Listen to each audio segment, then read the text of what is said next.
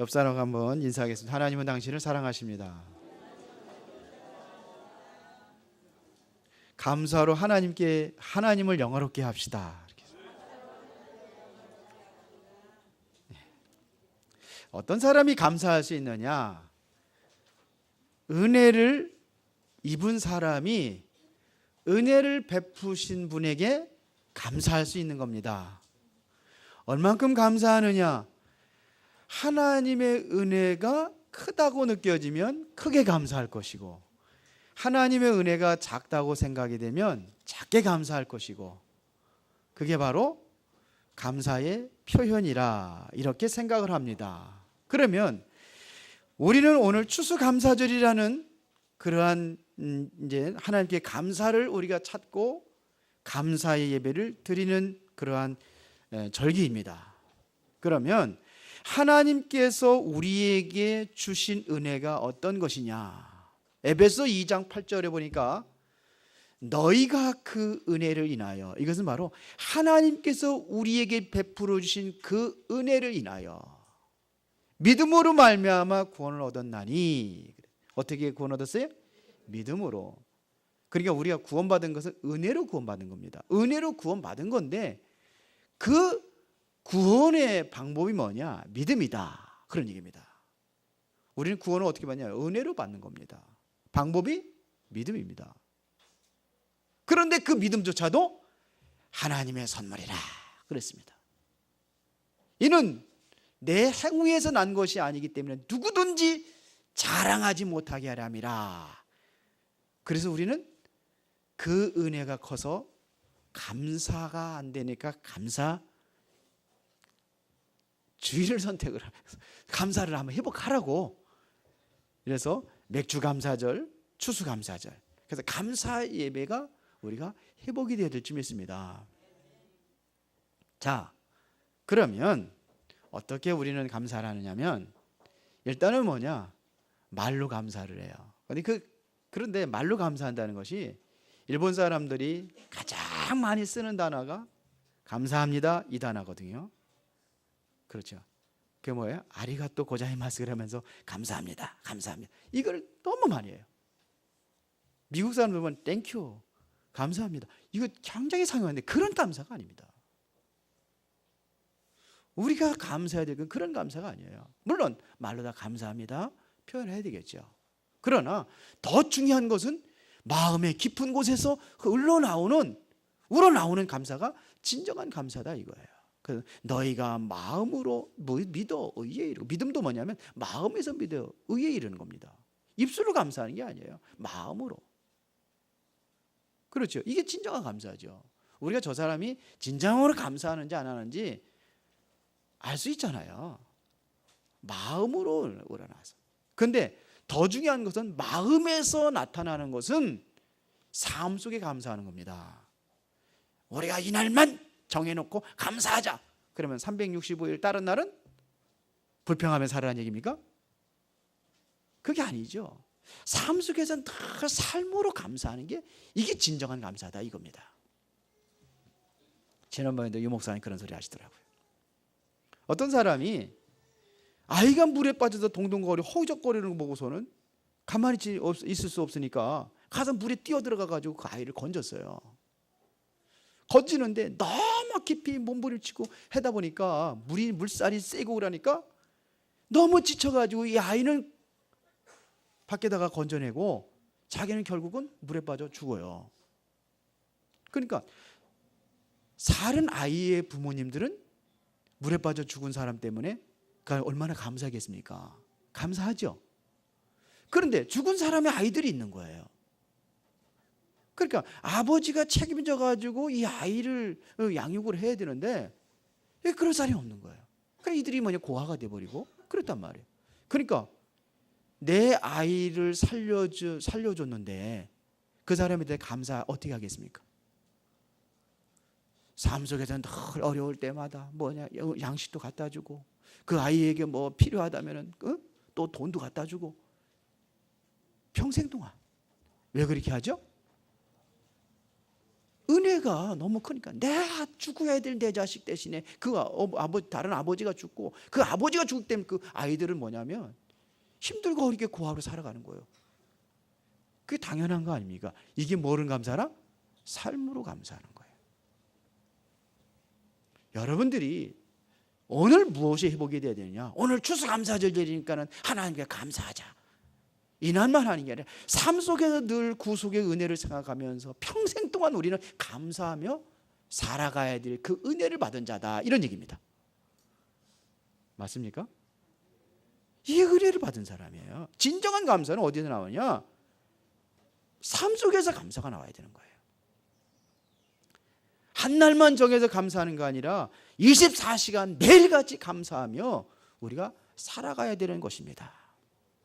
그런데 대부분의 사람들이 감사의 뿌리를 내리지 못하고 살아가고 있는 사람들이 많아요. 감사의 뿌리를 내리지 못한 사람은 늘 불평불만하며 살아갑니다. 그러니까 불평의 삶 속에 뿌리가 내린 거예요. 감사가 삶 속에 뿌리 내려진 게 아니라 불평의 삶 속에 뿌리 내려진 사람이 있어요. 이런 사람들 보면은 좀 얘기해 보면 알아요. 늘 자기는 몰라. 근데 늘 불평이 섞여서 나오는 거예요. 교회가 어떠니, 아무개 집사는 어떠니, 목사님은 어떠니. 자기 주관에서 판단해 가지고 얘기하는 게 다 불평이라. 그 사람 왜 그렇대요? 자기만 생각하는 것 같아요. 어느 교회 보니까 지네끼리만 똘똘 뭉쳐가지고 그러는 것 같아요. 이게 전부 다 뭐냐면 이게 불평이에요. 그런데 몰라. 자신이 불평하고 있다는 걸. 목사님이 이걸 잘 알고 어떤 목사님이 교회 입구에다가 노트를 하나를 만들어 놨어요. 불평록. 누구든지 불평할 말이 있으면 여기다 기록하고 서명하면 내가 다 들어주겠습니다. 그랬는데 몇 년이 지나도 한 사람도 기록한 사람들이 없더래요. 왜 그랬을까요? 불평은 해도 내가 불평은 해도 내가 책임지지 않는 사람이에요. 불평하는 사람들은 특징이 뭐냐? 내가 책임지지 않으려고 그래요. 왜? 거기다 불평을 딱 기록해 놓으면 내가 책임져야 되거든. 그러니까 기록을 안 하는 거라. 또 불평 내용이 따지고 보면 시시콜콜한 거요. 다 그런 거 가지고 불평합니다. 시시콜콜한 거요. 별로 그래 중요한 게 아니야. 그러니까 이런 거 기록하기에 창피한 거라 그렇게 안 기록하는 거예요. 또 하나는 기록하려고 다 생각을 해보니까 우리나라 속담이 똥 묻은 개가 겨 묻은 개를 나무란다고. 그래서 결국은 뭐냐? 기록하지 못하는. 불평불만 다 없애시기 바랍니다. 어느 시골에 여집사가 늘 불평불만을 입에 달고 사는 거예요. 그래서 저 집사님 어떻게 하면 저걸 고쳐줄까 고민하다가 어느 해에 보니까 감자가 풍년이 들어가지고 엄청난 소득을 얻은 거예요. 그 목사님이 이때가 기회다 그래가 찾아가서 집사님 이렇게 풍년이들 기회했으니까 우리 하나님께 감사해야 되지 않겠습니까? 그랬더니 이 집사님이 뭐라냐면 작년에는 썩은 감자가 많이 써가지고 돼지 먹이 걱정 안 했는데 지금 돼지 먹을 게 없어서 큰일입니다 그러더래요. 이런 사람은요 천국 가서도 불평한답니다. 왜? 예수님 왜 저렇게 생겼냐고. 성경에 예수님 못생겼거든요. 제일 못생겼는데 흠모할 만한 것이 하나도 없다고 되어 있습니다. 천국에 가서 변화된 모습은 어떨는지 모르지만 왜 예수님이 저렇게 못생겼냐고. 그러니까 한이 없습니다. 불평, 불만, 삶 속에서 우리가 뿌리를 뽑아내고 감사의 뿌리를 내려야 될 줄을 믿습니다.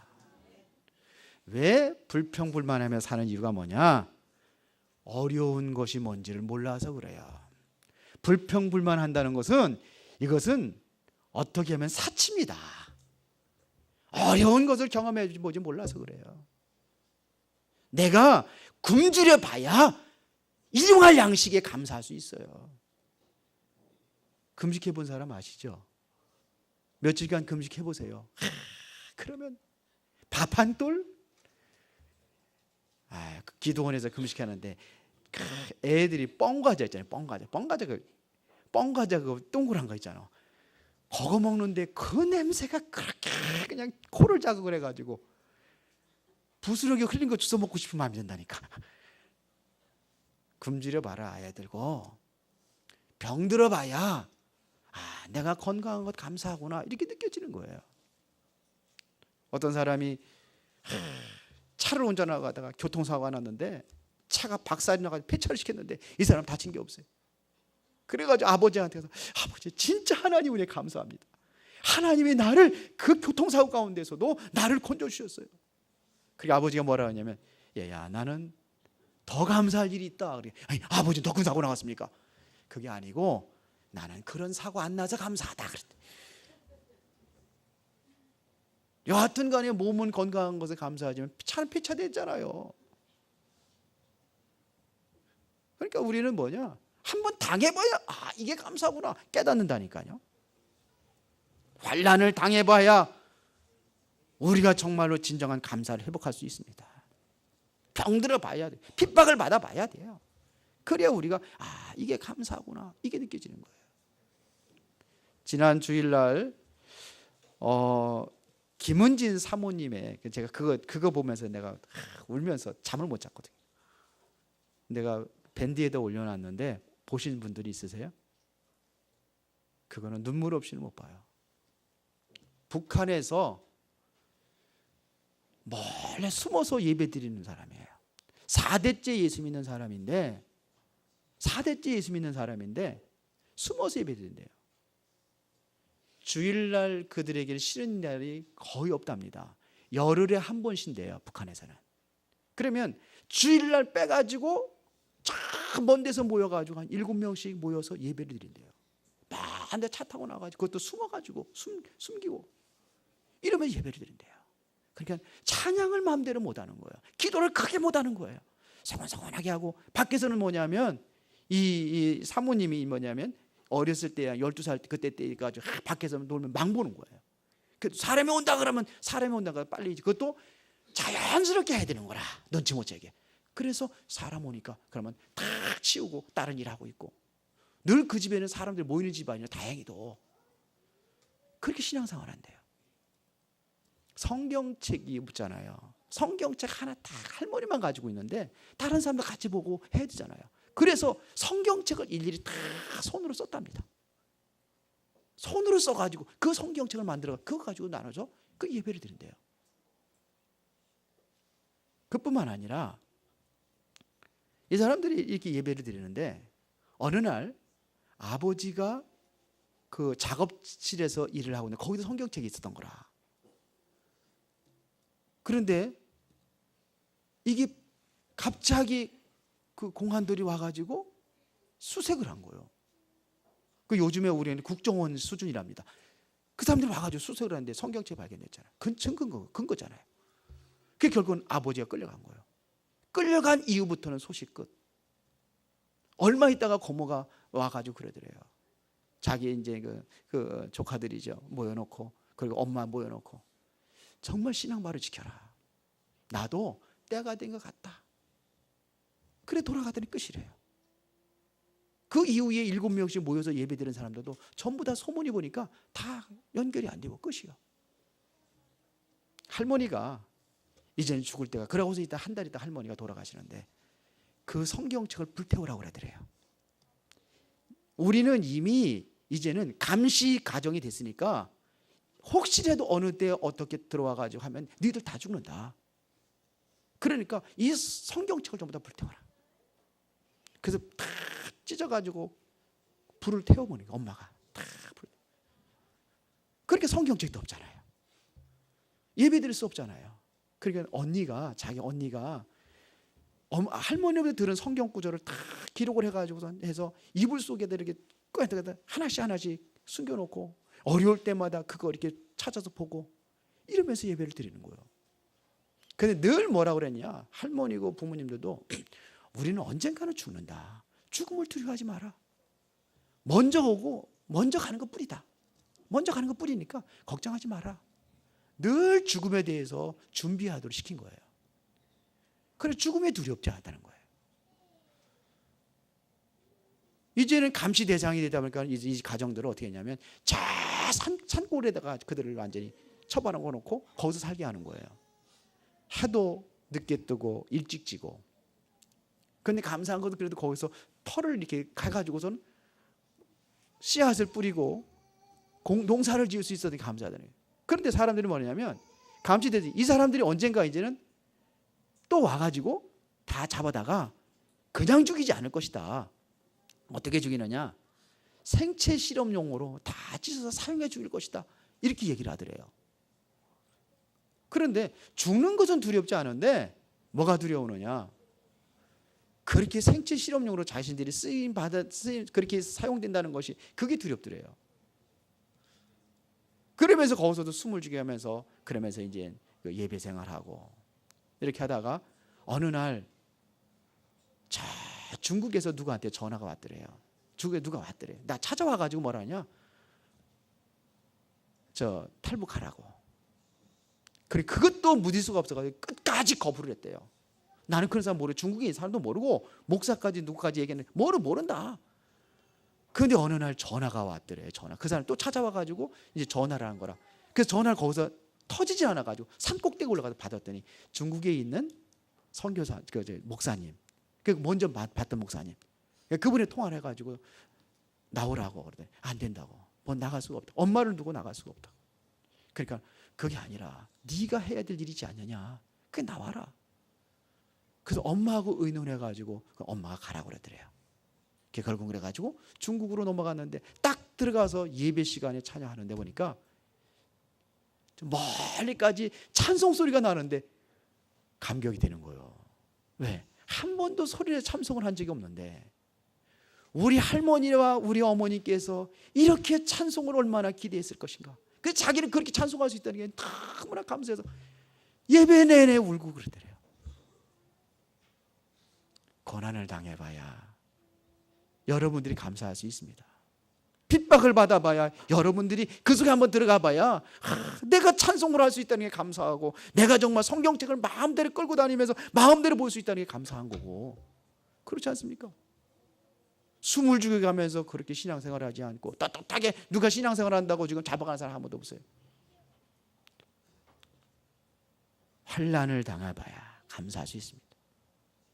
다윗이라는 사람이 그 환난을 당하고 핍박을 당하고 고난을 당할 때에 그는 진정으로 뭐냐면 여호와가 나의 목자시는 것을 그때서 발견하게 되고 하나님이 나와 함께 하심으로 사망의 음침한 골짜기에서 건진다는 것을 확인하고 그러면서 감사의 찬양을 쓴 것이 성경의 시편에 보면 대부분입니다. 다윗이 쓴 찬양 여호와께 감사하라. 이게 다윗이 그런 얘기를 많이 썼어요. 감사하시기 바랍니다. 감사할 수 있어요? 뭐 때문에 감사합니까? 나를 구원하신 나를 위해 오신 주님 얼마나 감사합니까? 나 위하여 십자가를 유대 병정들에게 그 은혜에 감사할 수 있어야 돼요. 정말로 어려움 당하지 않고 내가 올바로 신앙생활 할 수 있다는 것에 감사하고 내가 입을 열어서 마음대로 하나님을 찬양할 수 있다는 게 감사하고 그렇죠. 잘 되는 것만이 축복이 아닙니다. 내가 안 되고 있는 것 그것 때문에 하나님과 가까이 갈 수 있으면 감사하고 왜 감사의 뿌리지 내리지 못하는 이유가 뭐냐? 내가 주인 돼서 그래요. 누가 주인 되냐? 내가 주인이에요. 누가 하려고 했냐? 내가 했으니까. 내가 오늘날 이렇게 살아갈 수 있던 것은 내가 노력하고 내 힘으로 했기 때문에 하나님께 감사할 이유가 없는 거예요. 그렇지 않습니까? 내가 주인인데요. 내가 했어요. 내 마음대로 살아왔어요. 사람이 힘으로 무엇을 할 수 있다는 것이 이게 문제입니다. 이게 종교입니다. 우리 힘으로는 아무것도 할 수 있는 게 없어요. 우리가 공기를 만들었습니까? 태양을 만들었습니까? 무엇을 했습니까? 우리 한 게 무엇이 있습니까? 다 모든 것이 하나님의 은혜지요. 그렇지 않습니까? 내가 노력해서 내가 돈 벌었다는 거니까 감사하지 않는 거예요. 그러니까 내 것이 되니까 하나님께 드리지도 못하는 거예요. 내 것이니까. 그렇지 않습니까? 감사의 뿌리 내립시다. 원망과 불평, 불만 다 버리고 감사를 회복합시다. 감사의 뿌리 내린 사람은 다릅니다. 인생에 여유가 있습니다. 신앙생활에 여유가 있습니다. 여러분들이 복음을 안다면 복음은 넉넉하고 여유 있게 사는 겁니다. 나를 핍박한 사람을 용서하고 위에 기도해주고 이게 뭐냐? 은혜를 하는 사람이에요. 나를 돌로 쳐 죽이는데도 그 원수를 향해서 저들의 죄를 알지 못하오니 저들의 죄를 용서해 주옵소서. 이게 바로 여유 있는 사람이에요. 성경이 원수를 사랑하라. 원수 갚는 것이 내게 있는 것이 내게 있다. 원수를 위해서 기도하라. 예수님께서 말씀하신 얘기입니다. 감사의 뿌리 내린 사람은요, 불평불만이 없습니다. 항상 기뻐하며 살아가는 거예요. 그래서 오늘 항상 기뻐하라. 바울은 뭐라고 그랬습니까? 내가 환난 중에도 즐거워한다 그랬어요. 환난이 오는데 즐거워합니까? 원망 불평이 되는 거 아닙니까? 이스라엘 백성들 그렇게 살았는데. 근데 바울은 달랐어요. 뭐라냐? 하나님의 은혜를 아니까 환난 중에도 내가 즐거워하나니. 로마서 5장 3절에 보니까 그 이유를 얘기했습니다. 내가 왜 환난 중에도 즐거워하는지 아느냐? 환난은 인내는 연단은 소망을 이루게 하려 함이라. 이렇게 감사할 수 있는 거예요. 이러면서 뭐냐? 하나님 기뻐할 수 있는 거예요. 고난이 와도 기뻐합니다. 왜 그러냐? 로마서 8장 18절에 보니까 현재의 고난은 장차 우리에게 나타날 영광과 좋게 비교할 수 없느니라. 하나님의 영광은 새로운 영광의 세계를 바라보니까 지금 고난이 아니야. 그걸 이길 수 있습니다. 참을 수 있습니다. 왜? 그날을 바라보니까. 영광의 그날을 바라보니까. 그래서 빌립보서 4장 6절에 보니까 아무것도 염려하지 말라. 너희 염려를 다 주께 받게 말해라. 이겁니다. 오직 기도와 간구로 너희와 감사함을 하나님께 하리라. 염려거리가 있는데 감사함을 하나님께 하리라.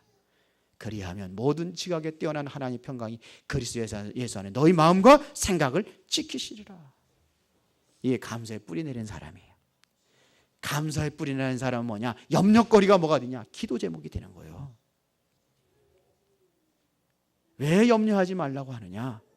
베드로전서 5장 7절 8절에 보니까는 마귀가 우는 사자가 두루 다니며 삼킬 자를 찾나니. 누굴 찾아다녀요? 염려하는 사람들 찾아다니다는 얘기입니다. 그러니까 염려하지 말라는 거예요. 뭐하라? 감사하라. 무시로 성령 안에서 기도하라. 사단이 소시탐탐 노린단 말입니다. 누구를 노리느냐? 염려하는 자들, 불신앙하게 빠져가지고 원망하는 사람들, 사단이 노리니까 그게 사단의 통로가 되는 거예요. 염려하지 말고 불신앙하지 말고 그러라는 얘기입니다. 성경이 말하는 거예요. 제 얘기의 성경이에요. 그래서 에베소 6장 18절 무시로 성령 안에서 기도하라. 그 다음에서 뭘 어떻게 감사하라? 언제 감사하라? 기쁘고 즐거울 때 감사하라? 좋은 일이 있을 때만 감사하라? 성경은 그렇게 가르치지 않습니다. 어떻게 감사하라? 범사에 감사하라. 다시 말하면 모든 일에 감사하라. 모든 것에 감사할 수 있어야 돼요. 어떻게 감사할 수 있느냐? 크로스비는 눈이 멀었어요. 돌팔이 의사에게 맡겨가지고 결국은 어렸을 때의 눈을 잃었어요. 아무것도 보지 못하는 거예요. 근데 그 사람은 뭐하냐? 감사한대요. 내가 눈이 멀은 것이 감사돼요. 나는 눈 떠지기를 원하지 않습니다. 근데 사람들이 헤이, 그래 눈 뜨는 걸 말하는 거 아니야? 왜? 그래 아니라는 거예요. 왜? 당신들이 눈으로다가 이 육안으로 보지 못하는 신령한 세계를 보기 때문에 나는 그것 때문에 감사한다. 내가 바로 눈이 떠져가지고 세상을 바라다 보면 그 하나님의 은혜를 잃어버릴 수 있으니까 나는 차라리 아예 눈 안 뜨고 나는 살기를 원한다. 그리고 눈 안 뜨고 살아가는 게 좋은 것이 하나 있다. 그게 뭔지 아냐? 내가 제일 먼저 눈 뜨고 예수님을 볼 수 있다는 것이 그거에 감사하다. 그러니까 나는 눈 안 뜨기를 바란다. 이게 누구냐? 이게 크리스도가 얘기한 겁니다. 우리는요, 아무것도 아닌 것에도 감사할 수 있는 사람, 이게 감사의 뿌리 내린 사람입니다. 아무것도 아닌데 당연한 것에도 감사할 수 있는 사람이 돼요. 박윤선 박사는 한국의 최고 가는 신학 박사, 권위 있는 분입니다. 근데 이분이 손자를 봤어요. 그들이 다 가가지고 손가락을 다 펴보더니 하나, 둘, 셋, 넷, 10개 다 있네. 감사합니다. 발가락을 펴보고 발가락이 몇 개 있나? 10개 딱. 발가락 10개 있는 게 감사합니다. 아무것도 아니잖아요. 그 당연한 거 아닙니까? 그런데 그거에 감사하는 거예요. 이유가 뭐냐? 손가락을 10개 하나님께 허락하지 않으면 10개 안 날 수도 있어요. 제가 보니까는 어렸을 때면 여가 입이 이렇게 쭉 여가 이렇게 갈라져 있더라고요. 그게 참 보기 싫어요. 두툼한 게. 다 입술 이렇게 생겨야 되는 거 아닙니까? 그거 정상이에요? 비정상이에요? 왜 그렇습니까? 하나님께서 허락하지 않으니까 그렇게 나오는 거예요. 우리는 평상시에 감사할 수 있어야 되는 거예요. 우리는 뭐냐? 모든 것 감사하면 감사 찾으면 너무너무나 많습니다. 그렇죠? 전부 다 모든 것이 하나님의 은혜라. 그렇죠? 다 감사. 이스라엘 백성들이 애굽에 출애굽해 가지고 광야 생활 40년 동안 했습니다. 근데 거기서도 광야 생활하면서도 장가 들고 시집 가고 그러면서 아기 낳고 그랬단 말이에요. 그 어떤 아이는 뭐냐? 광야에서 태어나서 광야에서 청년이 되고 광야에서 또 뭐냐? 또 자라서 40년 있었으니까 결혼하고 또 아기 낳은 사람도 있을 거예요. 그렇죠? 아예 처음부터 광야에서 살고 광야에서 그렇게 했단 말입니다. 그런 애들이 있을 거예요. 그 어느 날 와가지고 아빠한테 와가지고 아빠 정말 신기해요. 하나님께서 하늘에서 만나를 내려줬어요. 하나님이 주시면 이거 얼마나 감사합니까? 그랬더니 뒤통수를 팍 쳐. 야 임마 어제도 있고 오늘도 있고 맨날 그런 거니까 당연한 거지. 그렇습니까? 그게 하나님 주신 거예요. 거기서 그렇게 태어나고 그렇게 보고 자랐기 때문에 그게 당연한 것처럼 생각하는 거예요. 감사할 거 많아요. 적어요? 감사할 거 많잖아요. 그런데 불평불만한 사람은요, 늘 불평불만. 그렇게 보인다니까요. 여러분들이 잘 알고 있는 집신장사 아들 두고 우산장사 아들을 둔 엄마는 다 걱정하는 거예요. 왜 그러냐? 비가 오면은 집신장사가 장사가 안 되니까 그러니까 걱정하고. 에? 또 비가 안 오면은 우산장사 무산이 팔립니까? 그러니까 그것 때문에 걱정하고. 그렇게 24시간 날마다 걱정하며 사는 거라. 그것도 평생 동안 그렇게 살아야 될 거 아닙니까? 그런데 감사의 눈으로 보면 감사할 수 있어요. 왜? 아, 비가 오는구나. 그럼 오늘 집신장사 아들이 쉬겠구나. 감사합니다.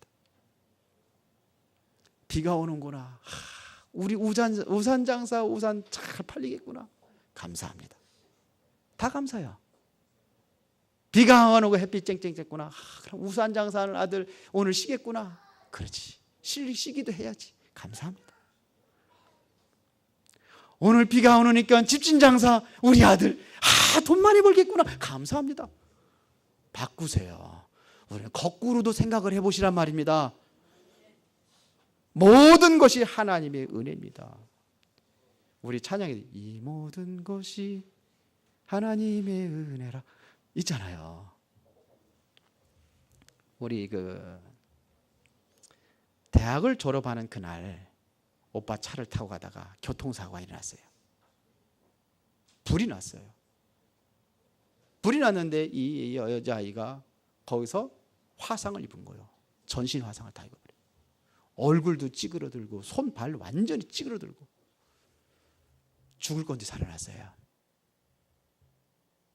그런데 그 이쁘고 얼굴도 보면 정말 이쁘더라고요. 그 이쁜 얼굴이 다 망가져버린 거예요. 처음에는 부끄럽고 자기 모습을 들춰내기 싫지. 여자니까 더군다나 힘들 거 아닙니까? 그런데 하나님의 은혜를 깨달은 거예요. 그래서 간증하고 돌아다니잖아요. 지금요. 한번 유튜브에 가서 이지선 쳐보시면 나와요. 그 모습 가지고 감사하는 거예요. 나는 이렇게 된 게 감사하다는 거예요. 거기서 더 깊고 더 넓은 하나님의 은혜를 체험했기 때문에 나는 그게 감사하다는 겁니다. 모든 것이 하나님의 은혜라. 성명의 시인은 뇌성마비가 돼가지고 학교도 못 다녔어요. 뭘로다가 입으로다가 이렇게 해가지고 볼펜 잡아가지고 이렇게 글씨 쓰고 그러는 사람. 그런데 그분이 찬양한 거 보세요. 가진 것 없고 남이 가진 건강도 없고 남이 가진 재물도 없고 그러나 나는 하나님께 감사한다. 공평하신 하나님. 왜? 남이 갖지 못한 것을 나는 가졌고 남이 보지 못한 것을 나는 보고 있으니까 나는 감사한다. 이것도 감사합니다. 감사의 뿌리 내린 사람. 그러면 감사의 뿌리를 내리면 어떻게 되느냐? 하나 바꾸시면 됩니다. 뭐냐? 주인 바꾸세요. 주인이 내가 되면 절대로 감사할 수 없습니다. 왜? 내가 한 것이니까. 아까도 얘기했지만. 주인 바꾸세요. 예수님을 영접했으면 누가 주인이 돼? 내 인생의 주인은 내가 아니란 말입니다. 늘 얘기하지만 내 인생의 주인은 내가 아닙니다. 누가 주인 되어야 되느냐? 하나님이 내 인생의 주인 되셔야 돼요. 그래야 하나님의 인도를 받으며 살아갈 수가 있는 겁니다. 사망의 음침한 골짜기를 다녀도 해를 두려워하지 않고 주님께서 함께 하시고 나를 건지시고 이끌어 주신다는 것을 우리가 확인할 수가 있습니다. 그건 내가 주인 되면 뭐냐? 불안하고 두렵고 내가 해를 해결하려고 하고 그러니까 주인이 하려고 하니까는 손님 되신 예수님께서 가만히 있는 거예요. 그래 네가 해봐라 하고. 그렇지 않습니까? 사단이 존재하고 있다는 거 믿으십니까? 그렇다면 나라는 존재를 사단이 정복하려면 어디를 공격하겠습니까? 누구를 공격하겠습니까? 저 손님이 아니라 어떤 사람은 종으로 부리는 사람이 있어. 요거 해주세요, 저거 해주세요. 종을 건드리겠습니까? 주인을 건드리겠습니까? 우리나라가 북한이 쳐들어와가지고 우리나라를 점령하려고 하는데 누굴 건드리겠습니까? 자 시골에서 촌구석에 있는 사람들 건드려가 죽이고 그러겠습니까? 어디를 건드리겠습니까? 청와대를 공격하는 거예요. 그래서 김신조 일당이 청와대를 공격해 오려고 31명 몇 년도입니까? 옛날에 98년도 완중 무장하고선 청와대 걸어갔잖아요. 청와대 부수고 그때 박정희 때려잡고 적화 통일하겠다는 거죠. 그거 아닙니까? 내가 응답이 없는 이유, 내가 인생에 실패하는 이유 다른 거 아닙니다. 주인이 안 바뀌었습니다. 내 마음대로 하는 거예요. 내 뜻대로 하는 거예요. 내 마음대로 판단하고 내 마음대로 결정하고 내 마음대로 사는 거예요. 왜? 주인이 나니까. 이러면 감사할 수 있어요, 없어요? 감사할 수 없어요. 감사의 뿌리 내리냐면 주인이 내가 아니라 예수 그리스도 하나님이 주인 되셔야 될 줄 믿습니다. 입으로는 주여 주여 하는데 삶 속에서는 나요 나요 하고 살잖아요. 내가 그러잖아요.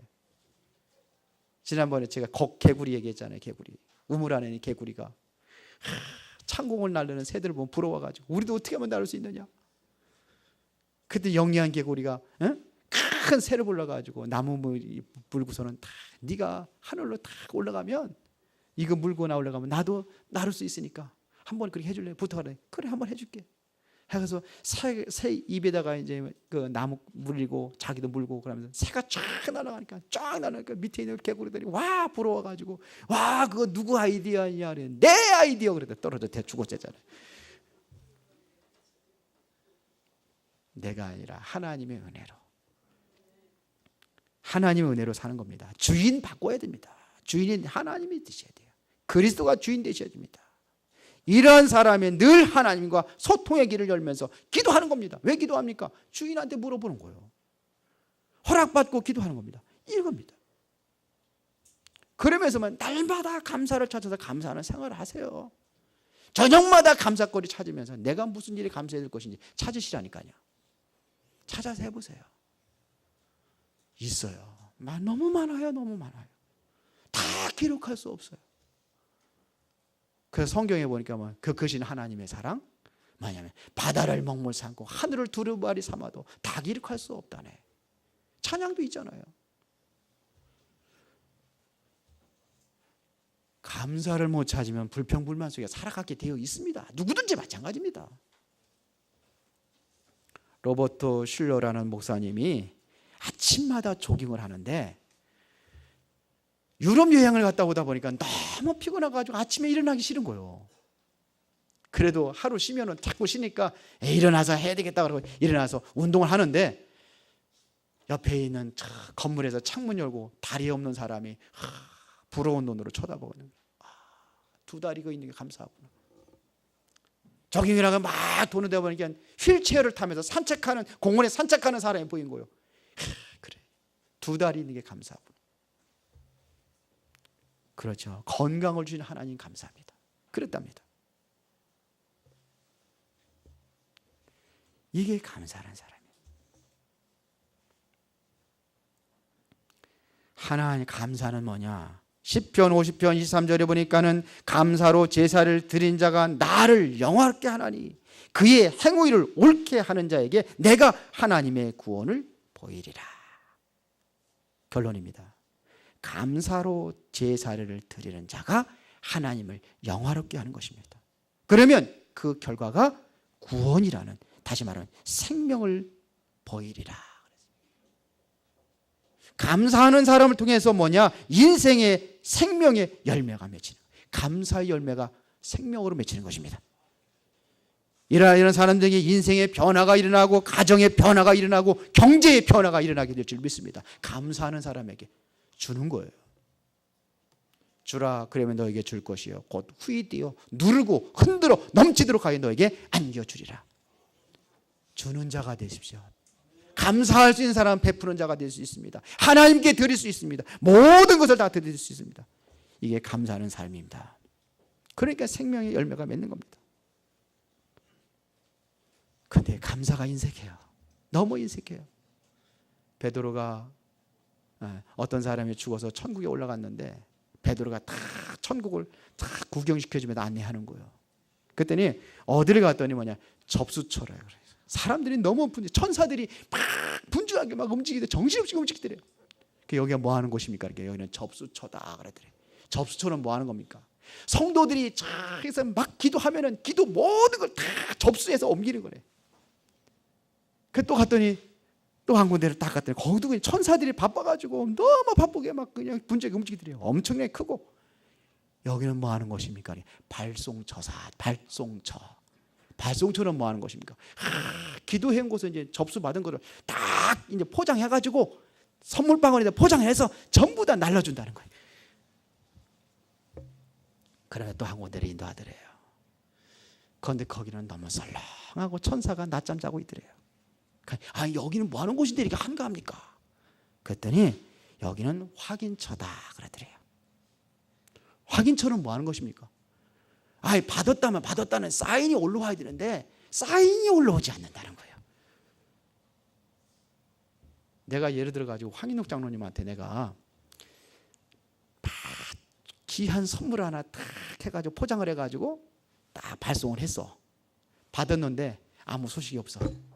그러면 다시 두 번 다시 선물 주고 싶은 마음이 있을까요? 없을까요? 그거 당연한 거 아닙니까? 황인욱 장로님 그럴 분이 아닌데 당연한 거 아니에요? 그런데 감사는 뭐죠? 감사합니다. 이거 한 말 해보면 될 거 아니에요? 귀한 선물 주셔서 너무 감사합니다. 이거 한마디 하면 될 거 아니에요? 그런데 이거를 못하는 거라. 우리가 그런 사람이 아닌가 확인해 보라 이거예요. 성경 예수님께서 말씀하신 겁니다.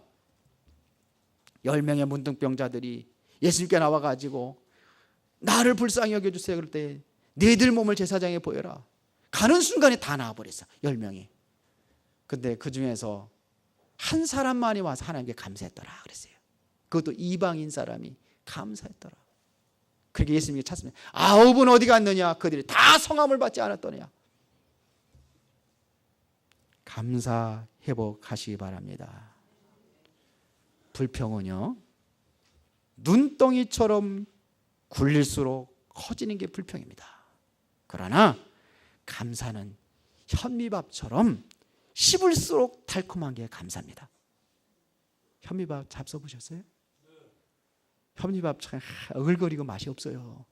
근데 계속 오래 씹어야 단맛이 나와요. 그게 감사입니다. 감사는 씹을수록 단맛이, 감사하면 감사할수록 하나님의 은혜가 넘치는 인생이 될 줄로 믿습니다. 감사할 수 없는 사람은 내일의 행복을 발견할 수 없습니다. 늘 불평불만하고 그러니까 불평불만의 열매가 맺힐 수밖에 없어요. 감사하는 사람은 어떤 사람이냐? 진정한 하나님의 축복과 하나님의 생명을 얻고 더 풍성한 은혜 속에 들어가는 인생이 되게 될 줄로 믿습니다. 우리는 그리스도를 통해서 모든 것을 소유한 자입니다. 그 크신 은혜가 감사해서 우리는 날마다 삶 속에서 감사를 드리는 것. 오늘만 감사하는 게 아니라 매일같이 매주마다 우리는 감사할 수 있어야 됩니다. 그러려면 우리는 주인을 받고 날마다 하나님과 소통하며 감사하는 삶을 살아가야 될 줄 믿습니다. 감사를 찾아가는 삶이 되어야 될 줄 믿습니다. 그러면 감사의 열매는 나의 가정과 나의 모든 현장과 나의 경제 속에도 넘치는 열매가 맺히게 될 줄로 믿습니다. 기도하겠습니다. 살아계신 하나님 아버지, 크신 은혜와 진심으로 감사를 드립니다. 감사의 뿌리가 내려지기를 원합니다. 진정한 감사 속에서 하나님을 영화롭게 하고 그 영화 속에서 내가 살아가게 하시고 풍성한 은혜를 누리며 주님께 찬송과 영광이 되게 하여 주옵소서. 주 예수 그리스도 이름으로 기도드리옵나이다. 아멘.